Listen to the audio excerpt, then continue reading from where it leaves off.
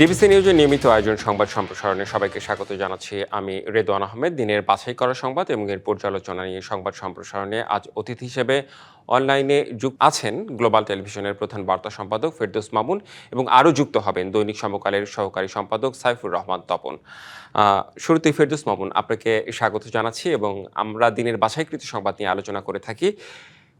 কয়েকদিন ধরে না আসলে ইরান যুক্তরাষ্ট্র ইসরায়েল যুদ্ধের পর থেকেই এই জ্বালানি সংকট শুরু হয়েছে এবং এটা এখন পর্যন্ত মানুষকে ভোগাচ্ছে। আজকেও যদি আমি বলি, দীর্ঘ লাইনের সারি, এটা এই ভোগান্তির কথা আপনিও নিশ্চয়ই জানেন। একদিকে সরকার বলছে যে তেলের মজুত রয়েছে, অন্যদিকে আসলে বাস্তবতা সেটা বলছে না। আপনার মন্তব্য জানতে চাই। ধন্যবাদ আপনাকে।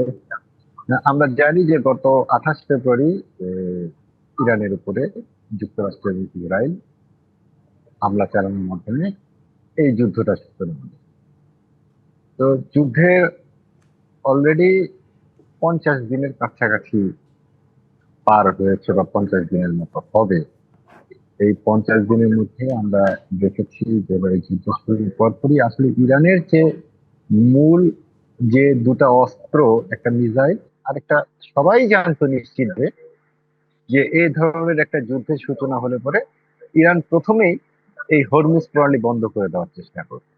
কারণ ইরানের যেহেতু একটা পরাশক্তির বিরুদ্ধে তাদের যুদ্ধ, সুতরাং এই যুদ্ধে তাদের জয় পাওয়াটার সম্ভাবনা খুব কম।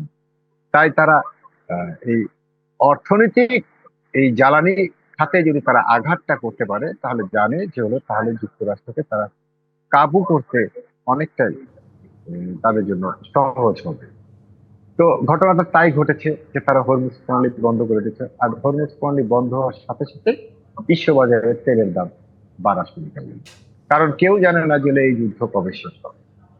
তো যাক, তারপরে আমরা যেটা দেখলাম যে তেলের দাম কিন্তু অলরেডি বিশ্ববাজারে প্রায় দ্বিগুণ হয়ে গেছে। আপনি জানেন যে $116-17 ব্যারেল প্রতি হয়ে গিয়েছিল, যদিও আজকে 10% কমেছে বলা হচ্ছে। কিন্তু এই যুদ্ধের শুরুর পর থেকেই কিন্তু বাংলাদেশের, আমাদের মতো ছোট দেশগুলো, বড় দেশগুলো তো বটেই, আমাদের মতো ছোট দেশগুলোর জন্য এটা বেশি বড় ধরনের আঘাত। কারণ বাংলাদেশের তেলের কিন্তু আপনার এই 80 থেকে 90 ভাগ তেলই কিন্তু আমাদেরকে আমদানি করতে। আমাদের নিজস্ব যে পেট্রোল এবং ডিজেল যেটা আমরা উৎপাদন করি সেটা কিন্তু খুবই কম।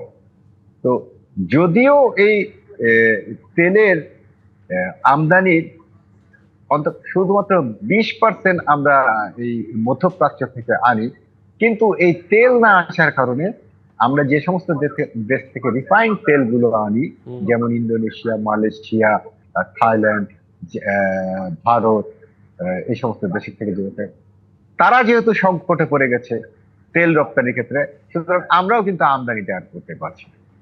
তো শুরু থেকেই কিন্তু বাংলাদেশের সরকার যেটা বলে আসছে যে তেলের সংকট নয়, তেলের দাম বাড়বে। একটা ধন্যবাদ সরকার অবশ্যই পেতে পারে যে পৃথিবীর অনেক দেশে তেলের দাম বেড়েছে, বাংলাদেশে এখন পর্যন্ত তেলের দাম বাড়ে। কিন্তু এটাই কিন্তু সমস্যার সমাধান না।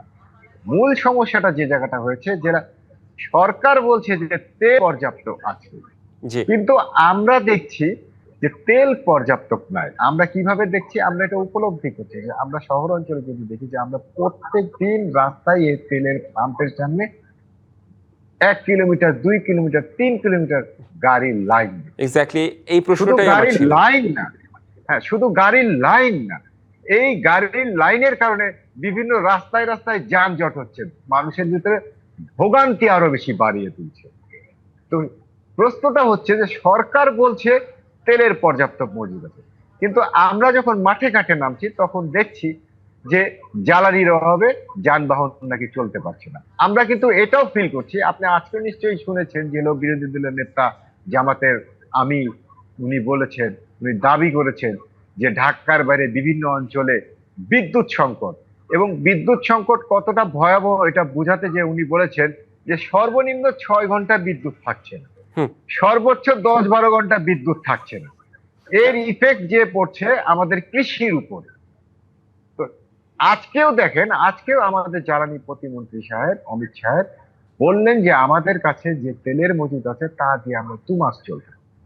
কিন্তু তার এই কথাটাকে কিন্তু সামাজিক মাধ্যমে মানুষ ট্রল করছে। কেন হ্যাঁ। করছে? আমার কাছে মনে হয়েছে যে জ্বালানি প্রতিমন্ত্রী সাহেব একটা অত্যন্ত গুরুত্বপূর্ণ দায়িত্বে উনি আছেন, যেহেতু দেশ জুড়ে এখন একটা হুম জ্বালানি হুম হুম সংকট আছে। উনি বলেছে, আমি জানি না বাংলাদেশে আসলে 2 মাসের জ্বালানি আছে কিনা। পাশাপাশি ওনার ব্যাখ্যা দেওয়া উচিত ছিল যে দেখুন, আজকে বাংলাদেশে এই পরিমাণ ডিজেল, এই পেট্রোল, এই অকটেন, এই ফার্নেস অয়েল মজুদ আছে, আমাদের সপ্তাহে এত লাগে, যে কারণে আমরা হিসাব দিয়ে বলতে পারি 2 মাস পর্যন্ত আছে। হুম উনি ব্যাখ্যাটা দেন না। হুম আমি তখন নিজ উদ্যোগে ব্যাখ্যা খুঁজতে গেলাম যে জ্বালানি প্রতিমন্ত্রী সাহেব যে বললেন যে 2 মাসের তেল মজুদ আছে, আসলে এটার কোনো তথ্য পাওয়া যায় কিনা। হুম তথ্য খুঁজতে যেয়ে দেখলাম যে 15 এপ্রিল জ্বালানি উপসচিব সাহেব একটা তথ্য দিয়েছিলেন যে বাংলাদেশে এই মুহূর্তে 15 এপ্রিলের হিসাবে যে বাংলাদেশে এই মুহূর্তে ডিজেল আছে 1,13,000 মেট্রিক টনের আশেপাশে, পেট্রোল আছে আপনার 18,000 18,500 মেট্রিক টন, আর আপনার অকটেন আছে 32,500 মেট্রিক টন, ফার্নেস অয়েল আছে 77,000 মেট্রিক টন। এখন আমি নিজে চিন্তা করছি যে যদি আমাদের মজুদ হয়ে থাকে, হুম। আসলে এই মজুদ দিয়ে কি আমরা 2 মাস পর্যন্ত চালাতে পারবো? তার মানে মন্ত্রী জ্বালানি কি আপডেট প্রতিমন্ত্রী তথ্য না জেনেই কি এই মন্তব্য করেছেন, এই আ- বক্তব্য দিয়েছেন? আমি এটা বলতে পারবো না। আমার কাছে মনে হয়েছিল জ্বালানি প্রতিমন্ত্রী সাহেবের আরো বলা উচিত ছিল হুম যে আজকের কি মজুদ আছে। হুম পাশাপাশি তার আরো জানানো উচিত ছিল যে এই মজুদের পাশাপাশি আমাদের দেশে আগামী 2 মাসের মধ্যে কি পরিমাণ তেল আরো আছে। তো উনি যেহেতু এই ব্যাখ্যাগুলো দেয় নাই, আর আমরা মাঠে ঘাটে পাচ্ছি এটা ঠিক ভিন্ন চিত্র, একদমই ভিন্ন সুতরাং চিত্র আমি পাচ্ছি। জি, বলতে পারি আপনার কাছে ভিন্ন মোটামুটি চিত্র। একটা আমরা ধারণা পেলাম। আবারও আপনার কাছে আমরা ফিরবো। আমাদের আরেকজন অতিথি আমাদের সঙ্গে যুক্ত হয়েছেন, আমরা একটু তার কাছে আসতে চাই। সাইফুর রহমান তপন, আপনাকে স্বাগত জানাচ্ছি। আমরা জ্বালানি নিয়ে আসলে আলোচনা করছিলাম, যেটি আসলে বর্তমান সংকট আমরা প্রতিদিনই দেখছি। সংকট সমাধানের তো আসলে উপায় কি হবে আমরা আসলে কেউ জানি না আসলে। কিন্তু একদিকে সরকার বলছে যে জ্বালানির মজুত রয়েছে, আবার অন্যদিকে আমরা দেখছি ভিন্ন চিত্র, যেটি ফেরদৌস মামুন বলছিলেন। আপনার মন্তব্য একটু জানতে চাই, কিংবা আপনার কোনো পর্যবেক্ষণ থাকলে সেটিও বলবেন। ধন্যবাদ আপনাকে।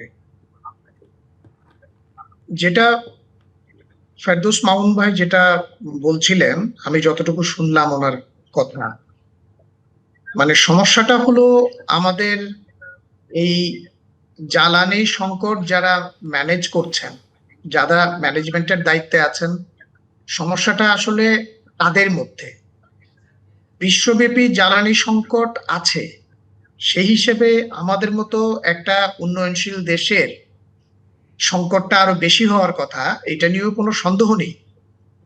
কিন্তু এখানে দক্ষ ম্যানেজমেন্ট থাকলে বিষয়টা আরো অনেক বেশি স্পষ্ট হতো, এবং মানুষের অন্তত এখন যে দুর্ভোগ চলছে, এই দুর্ভোগটা অনেক কম হতো বলে আমি মনে করি। প্রথম কথা হলো, তারা, আমি একটা উদাহরণ দিই আপনাকে। কিছুদিন আগে সমস্ত মিডিয়ায় খবরটা এসছে, ইরানের কাছে আমরা 6টা জাহাজের 6টা কার্গো তেল আসবে, আমরা পারমিশন চাইলাম। ইরান আমাদেরকে পারমিশন দিল, হরমুজ প্রণালী দিয়ে 6টা জাহাজ চলবে।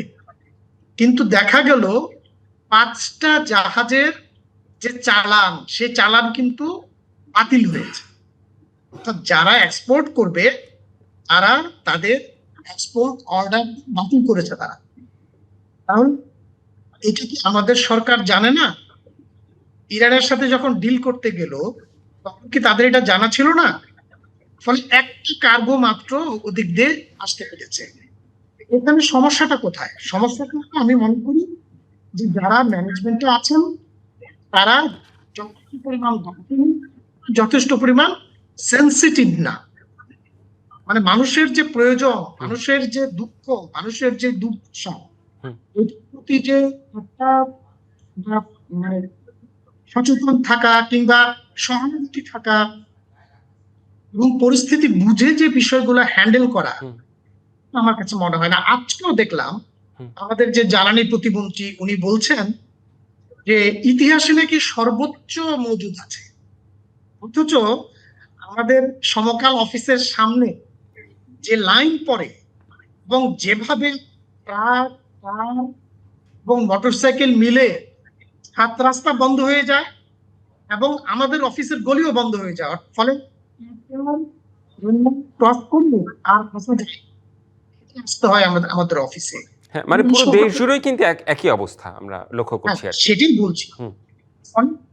আমি মনে করি যে তারা একটা হতে পারে যে, যেহেতু ধরুন যে ক্ষমতা এসছেন এবং মানুষকে ব্যাপকভাবে সাপোর্ট করেছে, তারা হয়তো এখনো ওই হানিমুন মুডে আছেন, যেটা আমরা বলি ভাষা, হানিমুন মুড, হানিমুন মুড। এই হানিমুন মোডে আমার ধারণা তারা আছেন এখনো পর্যন্ত, কারণ দেশের সংকটটা, মানুষের সংকটটা যথেষ্ট পরিমাণ ফিল করছেন না। আর না হলে এই সমস্যা, এত বড় সমস্যা হওয়ার কথা না। হ্যাঁ, সাইফুর রহমান তপন, বাংলাদেশে আপনার ধরুন, অডিওতে আমরা মাঝে মাঝে সমস্যা পাচ্ছি। আমি একটু জানতে চাই যে হচ্ছে মানে সরকারের তাহলে এখন কি বলা উচিত, মানে বাস্তব চিত্র জনগণের সামনে তুলে ধরা উচিত, জনগণ যেটা সেটা নিশ্চয়ই উপলব্ধি করে, রাইট? নিশ্চয়ই নিশ্চয়ই জি। সাপ্লাই বাড়ানোর জন্য একটা অল আউট এফোর্ট দেয়া। হুম। বাংলাদেশের ক্রেডিবিলিটি বিশ্ববাজারে খারাপ না, যে বাংলাদেশ যদি কারো কাছে ইমিডিয়েট লোন চায় বাংলাদেশ পাবে না, আমি তা মনে করি না সেটা। ফলে সেই পরিমাণ যে ডিপ্লোমেসি, হুম। সেই পরিমাণ যে কমিউনিকেশন, তার জন্য দক্ষ মানুষ লাগবে। কিন্তু আমি কিন্তু আপনার অ্যাডমিনিস্ট্রেশনে যারা মন্ত্রী পরিষদে যারা আছেন, আমি যথেষ্ট পরিমাণ দক্ষ আছেন বলে 15 ফেব্রুয়ারি তারা সন্ধ্যায় তারা শপথ দিয়েছিলেন সরকার, আজকে হলো 17 এপ্রিল, 2 মাস তো হলো। এই 2 মাসের পারফরমেন্সে আমি কিন্তু সেই আস্থা রাখতে পারছি না তাদের, জি যথেষ্ট পরিমাণ দক্ষ বলে আমার কাছে মনে হচ্ছে না। জি, এটি আসলে বৈশ্বিক সমস্যা। আপনার কথায় দুটো বিষয় উঠে এসেছে, একটি হচ্ছে ব্যবস্থাপনার বিষয়, আর একটি হচ্ছে সরকারের স্বচ্ছতা জনগণের সামনে তুলে ধরার বিষয়টি আপনি বলছেন। আমি একটু আবারও ফেরদৌস মামুন আপনার কাছে আসতে চাই। আপনি যে বিষয়টি বলতে চাচ্ছিলেন, আপনাকে থামিয়ে দিয়ে আমরা আরেকজন অতিথির কাছে গিয়েছিলাম, সেই বিষয়টি জানতে চাই আপনার কাছে। না, আমার কথা হচ্ছে সেটা যে আসলে সরকারকে যেহেতু জ্বালানি সংকটটা শুধু বাংলাদেশের সৃষ্ট না, জ্বালানি সংকটটা বিশ্ব সংকটের পরিণত হয়েছে এই ইরান যুদ্ধকে কেন্দ্র করে। সুতরাং আমি মনে করি না যে এটা নিয়ে লুকানোর বা এটা নিয়ে মানে ওই যে আজকে তপন ভাই যে বললো, আসলেও আমি শুনে অবাক হয়েছি। জ্বালানি প্রতিমন্ত্রী সাহেব বলছে যে বাংলাদেশের ইতিহাসে সর্বোচ্চ মজুদ আছে। তো এই যে এই ধরনের কথাবার্তা বলে আপনারা নিজেরা হালকা হন, সরকারকে হালকা করেন, প্লাস জনগণের মধ্যে আস্থার সংকট তৈরি করেন সরকার, এগুলোর তো দরকার নাই। আমার মনে হয় যে আসলেও এটা সরকারের উচিত এবং প্রধানমন্ত্রীর উচিত যে এই ব্যাপারে সঠিকভাবে একটা দিক নির্দেশনা দেওয়া, যেন মানুষকে ভুল তথ্য না দেওয়া হয়। মানুষ যেন বাংলাদেশের মানুষ যেন জ্বালানি সম্পর্কে সঠিক তথ্যটা পায়। সঠিক তথ্য পেলে কি হবে, যে আমরা অন্তত এই হুজুগে বাঙালি লাফিয়ে যায় এই তেল বেশি কেনার চেষ্টা করব না, তেল মজুত করার চেষ্টা করব না, কারণ আমার কাছে ধারণা থাকলে পরে আমি সেভাবেই তেলটা ব্যবহার করব। যে শুধু তেল না, যে কোনো পণ্যই।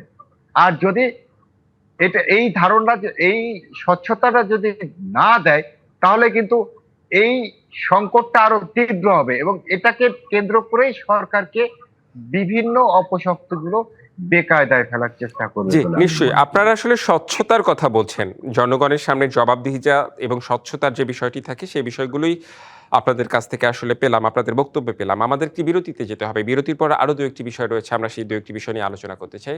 আশা করি সঙ্গেই থাকবেন। সংবাদ সম্প্রসারণে একটি বিরতি নিচ্ছি, ফিরছি একটু পরে।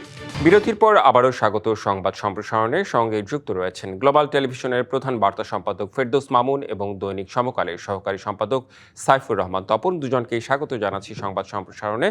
বিরতির পর শুরুতেই সাইফুর রহমান তপন, আপনাকে দিয়ে শুরু করতে চাই যে বিষয়টি দিয়ে। আচ্ছা, আমি একটু জ্বালানির বিষয়ে আমার আর একটু ছোট একটি প্রশ্ন ছিল, সেই বিষয়টির পরেই আরেকটি কোশ্চেন আপনাকে আমি করছি।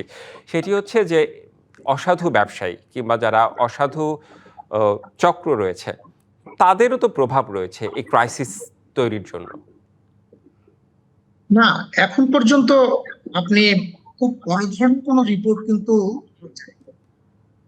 আমরা যেরকম মজুতদারি, বিভিন্ন পণ্যের ক্ষেত্রে মজুতদারির যে সমস্ত রিপোর্ট আগে পেতাম, আগের সরকারের সময় যেরকম পেতাম আমরা, বিশেষ করে আওয়ামী লীগ আমলে ব্যাপক পরিমাণ বিভিন্ন পণ্যের মজুতদারির যে রিপোর্ট পেতাম, তেলের ক্ষেত্রে, জ্বালানি তেলের ক্ষেত্রে কিছু কিছু জায়গায় মানে কিছু তেল মজুদ হয়েছে, সেটা ধরাও পড়েছে, কিন্তু ব্যাপক মাত্রায় সেটা হচ্ছে এরকম কোনো রিপোর্ট কিন্তু আমরা পাচ্ছি না। জি নিশ্চয়ই। কিন্তু মিডিয়াতে আমরা এটা পাচ্ছি না। জি নিশ্চয়ই। আমি যে বিষয়টি একটু রাজনীতিতে আসি, মানে সবকিছুর মূলেই তো রাজনীতি, রাজনৈতিক বক্তব্য। আমি একটু আজকে বিএনপি এবং জামায়াতের বক্তব্য একটু কোট করতে চাই। ফ্যাসিস্ট শাসনের পর আবার স্বপ্ন দেখছে জনগণ, মন্তব্য বিএনপির। জাতিসংঘে প্রতারণায় ক্ষমতাসীনরা, দাবি জামায়াতের আমিরের।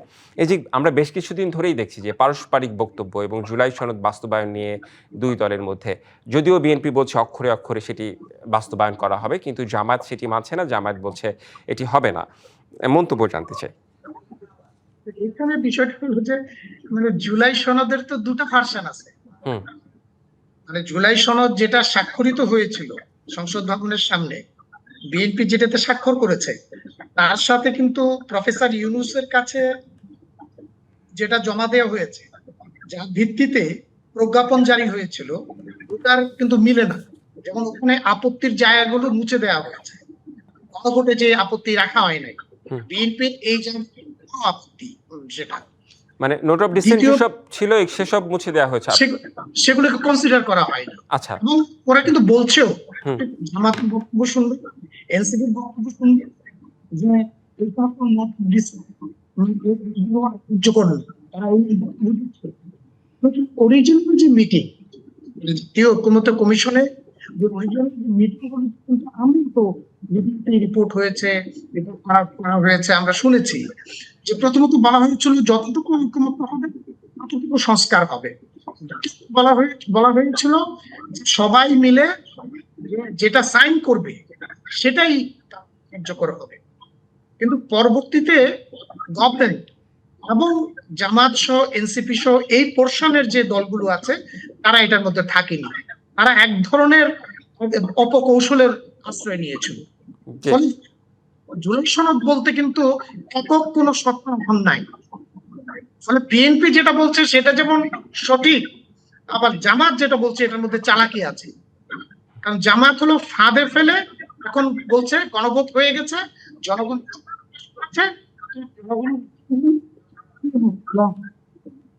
কোনো আমাকে বাধ্য করা বিএনপির মতো বড় দল কেন এটা মানবে, কেন এটা তাদের এই সমস্ত চাকরিকে কেন তারা রাজ্য করবে, সেটা এই জিনিসটাই করছে এখানে। জি, মোটামুটি বুঝতে পেরেছি যে আপনি আসলে দুই দলের মধ্যে যে কনফ্লিক্ট সেসবের কারণ আসলে ব্যাখ্যা করছিলেন, এবং জামায়াত কি চাইছে এবং কেন এটা হচ্ছে সেই প্রসঙ্গেই বলছিলেন। আপনার অডিওতে কিছুটা সমস্যা, কিন্তু সেভাবেই বুঝলাম আমরা। আমাদের আরেকজন অতিথি রয়েছে ফেরদৌস মামুন, একটু আবারও আপনার কাছে আসতে চাই। আপনার কাছে একটু একই প্রসঙ্গে জানতে চাই, এই যে জামায়াত এবং বিএনপির যে পারস্পরিক অবস্থান, বক্তব্য বর্তমান সময়ে, আপনি এটিকে কিভাবে ব্যাখ্যা করবেন? না, আমি কিন্তু এ ব্যাপারে তপন ভাইয়ের সাথে একমত যে আসলে যে ঐক্যমত কমিশনে যে সিদ্ধান্তগুলো হয়েছিল সেখানে কিন্তু 19টা নোট অফ ডিসেন্ট দিয়েছিল এবং আসলেও এই জায়গাটায় আমার কাছে মনে হয়েছে যে এই জায়গাটায় অন্তর্বর্তী সরকার একটা চালাকি করে, যে বিএনপি যে সনদে সিগনেচার করেছিল, যে আসলে সেই সনদের সিগনেচারের সাথে এই প্রধান উপদেষ্টার কাছে যে কাগজগুলি পাঠানো হয়েছিল সেখানে গরমিল আছে, যে গরমিলের কারণেই কিন্তু এই বিরোধের সূত্রপাতটা হয়েছে। এখন এটাও সত্যি যে জামাত এটাকে সুযোগ হিসেবে কাজে নিচ্ছে, এটা কিন্তু আমার কথা হচ্ছে যে ঠিক আছে, যদি জুলাই সনদ নিয়ে মতবিরোধ যেগুলো আছে সে মতবিরোধ গুলো নিয়ে কেন আমরা এটা সংসদে আগে আলোচনা করছি, কি কি ছিল, কি কি বিষয়ে বিএনপি অবজেকশন দিয়েছিল, কি কি বিষয়ে জামাত চেয়েছে এটার ভালো, আহ, সেটা নিয়ে আগে আলোচনা হোক। তা না হতে একটা সরকার ক্ষমতায় বসছে, 2 মাস না যেতে আপনি এখন ঘোষণা দিয়েছেন যে মাঠে নামবেন, জুলাই সনদ বাস্তবায়ন করবেন। বিএনপি কিন্তু একবারও এখন পর্যন্ত বলে নাই যে আমরা জুলাই সনদের ওই পয়েন্টটা মানি না। বরঞ্চ তারা বারবারই বলছে যে আমরা জুলাই সনদের প্রত্যেকটা শব্দ অক্ষরে অক্ষরে পালন করব। তাহলে সমস্যাটা কোন জায়গাটায়, সেটা নিয়ে আমি মনে করি আগে এটা সংসদে আলোচনা হলো। আমরা যদি বারবারই এই দেশ চালাতে যে, দেশের রাজনীতি করতে যে 2 দিন না যেতে বারবার মাঠে নামে এই যে জনগণকে জিম্মি করে নানান আন্দোলন করি, এই জায়গা থেকে আমরা বের হয়ে আসতে চাই। এই জায়গা থেকে বের হয়ে আসতে না পারলে পরে কিন্তু এই দেশের কখনো উন্নতি হবে না। আমার কাছে কেন জানি মনে হচ্ছে যে জামাত চাচ্ছে শুরু থেকেই বিএনপিকে একটা কোণঠাসাজনক অবস্থায় নিয়ে যেতে। আসলে জুলাই সনদে কি লেখা ছিল এবং কি অন্তর্বর্তী সরকার সে জায়গাটায় কি কি সমস্যা তৈরি করেছে, জামাত সেটার কি কি সুযোগ নিয়েছে, আমার কাছে মনে হয় এই জিনিসগুলোকে সরকারেরই আগে পরিষ্কার করা দরকার। এই বিষয়গুলি আগে সরকারকে গণমাধ্যমে এগুলি পরিষ্কার করা দরকার। আমরা জনগণ কিন্তু এখনো বিভ্রান্ত, যে আমরা এটুক বুঝতে পারছি যে জুলাই সনদ নিয়ে কিছু একটা ঝামেলা আছে, কিন্তু সাধারণ মানুষ কিন্তু এই ঝামেলাগুলি বুঝতে পারছে না। তারা একদল মনে করছে যে কি জামাত তো ঠিকই বলছে যে জুলাই সনদ বাস্তবায়ন করছে না বিএনপি, বিএনপি তো বলছে জুলাই সনদ বাস্তবায়ন করবে, তাহলে কেন করছে না, তারা অক্ষরে অক্ষরে পালন করবে। সাধারণ মানুষের মধ্যে কনফিউশন তৈরি হচ্ছে, কনফিউশন তৈরি করা হচ্ছে। এই কনফিউশন দূর করার দায়িত্ব কিন্তু জামাতের না, এই কনফিউশন দূর করার দায়িত্ব যারা ক্ষমতা আছে, যারা দেশ চালাচ্ছে, তারা যদি এই কনফিউশন দূর না করে, তা না হলে পরে এই আবার জামাত এটাকে ইস্যু করে আরেকটা সংকট তৈরি। জি, দায়বদ্ধতা সরকারের, আপনি সেটি আসলে বলছেন। সাইফুর রহমান তপন, আবারও একটু আপনার কাছে আমি ফিরতে চাই। এই যে সরকারের যে 2 মাস প্রায়, আপনার কাছে কেমন মনে হচ্ছে? মির্জা ফখরুল ইসলাম আলমগীরের একটি বক্তব্য আমি বলতে চাই, ফ্যাসিস্ট শাসনের পর আবার স্বপ্ন দেখছে জনগণ। মানে এই 2 মাসে কেমন মনে হচ্ছে সরকারকে আপনার? কিন্তু উনি নিজেই তো বলছেন উনি টু টাইম, উনি ভীষণ ক্লান্ত হয়ে পড়েছেন, রাজনীতি থেকে অবসর নিতে চান। ফখরুল ইসলাম আলমগীর সাহেব বলেছেন। ওনার এই যে একজন একটা দলের মহাসচিব যখন এরকম ক্লান্তি বোধ করে, তখন এটাও কিন্তু একটা সিগন্যাল। উনি একটা সবচেয়ে গুরুত্বপূর্ণ মন্ত্রণালয়ের দায়িত্বে আছেন, এলজিআরডি মিনিস্ট্রি, তিনি ক্লান্তি বোধ করছেন না, সেটা তো তার ব্যক্তিগত কারণে হতে পারে, সামগ্রিকভাবে কেমন দেখছেন? বিষয়টা শুধু ব্যক্তিগত কারণ না। ওনাকে যখন এই পদে দেয়া হয়েছে, মন্ত্রিত্ব যখন দেয়া হয়েছে, তখন প্রধানমন্ত্রী নিশ্চয়ই সব দিক বিবেচনা করেই দিয়েছেন। আমি ব্যক্তিগতভাবে তাকে কোনো করছি না, কিন্তু আমি আমার আলোচনার প্রথমেই আমি যেটা বলেছিলাম যে 2 মাস দেখে আমার কাছে যেটা মনে হচ্ছে যে এই সরকারের মধ্যে প্রচুর অদক্ষ লোক আছে। যে পরিমাণ দক্ষতা তাদের প্রদর্শন করার কথা ছিল, সেই দক্ষতা আমরা পাচ্ছি না। মানে বেশ কিছু গুরুত্বপূর্ণ কথা কিংবা বক্তব্য আপনাদের দুজনের মাধ্যমেই উঠে এসেছে। আমাদের সময় স্বল্পতার কারণে আমরা আসলে আলোচনা করতে পারলাম না। ধন্যবাদ সাইফুর রহমান তপন এবং ফেরদৌস মামুন। সংবাদ সম্প্রসারণে এই ছিল আজকের মতো, সঙ্গেই থাকুন।